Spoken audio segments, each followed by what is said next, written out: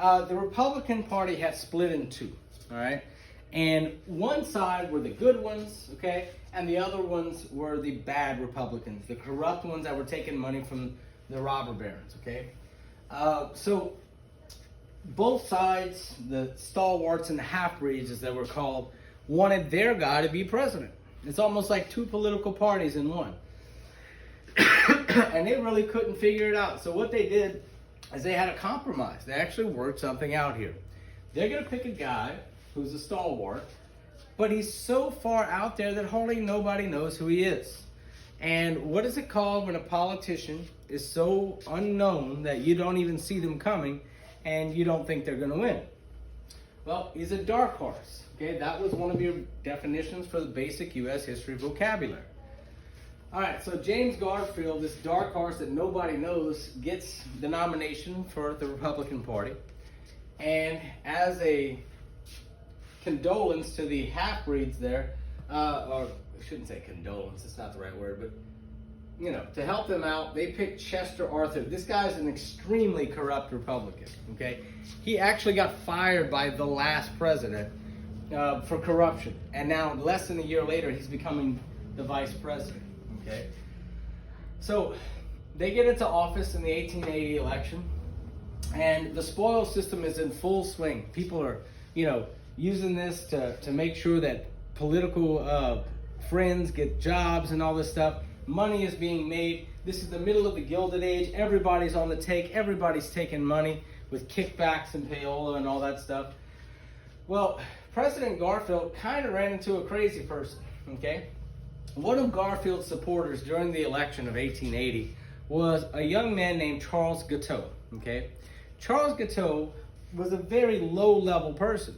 He maybe contributed $200 to his campaign, and he expected that because he gave a few speeches and he contributed a little bit of money, that President Garfield was going to make him ambassador to Paris. In other words, Charles Guiteau would represent the United States and get to live in Paris on the taxpayers' money for 4 years while this guy's president.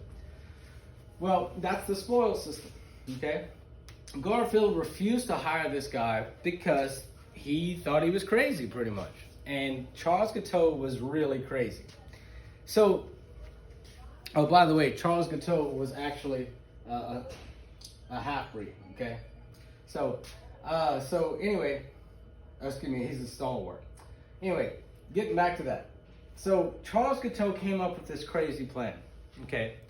His plan was, I'm going to kill James Garfield. And then Chester Arthur is going to be so happy that I killed the president, that makes him president, right?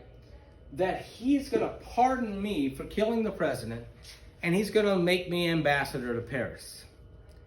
Now, I don't have to tell you how ridiculous that is, but I mean, if he had actually gone through with it, okay, if Chester Arthur had pardoned Guiteau for shooting Garfield, then everybody in the country would have thought that Chester Arthur put Charles Guiteau up to it. So, it all boils down to one fateful day. Okay, James Garfield, with no protection from the Secret Service, it did not exist yet, to protect the president. So he is sitting there, okay, Garfield is at a train station, and he's trying to get a ride back to Washington, D.C. He had just been to a party. And Charles Guiteau walks up and shoots him a couple times in the back, and he yells, I am a stalwart, a corrupt Republican, and Arthur is president now. He's actually basically saying, I just killed Garfield, and Arthur's going to pardon me, okay? So, this is Charles Guiteau right here. It's the guy that shot the president, okay? But that's not actually what killed President Garfield. What really killed President Garfield was the doctors, okay? So, medicine was really primitive back then, okay? Doctors were just beginning to understand things like germs. So, they wouldn't always wash their hands with soap or anything before they would operate on you. So the doctors go in trying to find the bullet, and the bullets actually, and they're digging around in President Garfield's back with their bare fingers from unwashed hands. And I'm sure you know what that's going to cause. That's going to cause a huge infection. So he lingered on for 11 weeks, and James Garfield eventually lost 80 pounds and died from the infections, not from the actual bullets. But the assassination of Garfield actually got us some really important inventions, especially in Louisiana. Okay, Garfield had a very, very high fever, and the doctors were trying to bring it down. They were giving him ice baths and stuff like that, but he was really weak. So an inventor comes out and invents the air conditioner to help to keep James Garfield cold, to help keep him cool, so his fever wouldn't get out of hand. And then Alexander Graham Bell, if you remember him, he's the guy that invents the telephone, right? He invented the metal detector to find the bullets. Okay, so not only does he invent the phone, but also the metal detector.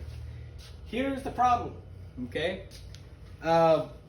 They were scanning him with this big metal detector while he was laying on the bed. And it was going off the whole time. Well, that's because the guys that were using it, okay, didn't actually think about the fact that the bed has screws in it for the frame, and it also has metal springs in it. So as they're passing this thing over his body, they find, it's beeping everywhere. And so they think that the metal detector is a failure, even though Graham Bell successfully tested it at his laboratory. Okay, so Charles Guiteau eventually was not pardoned; he was hung. Okay,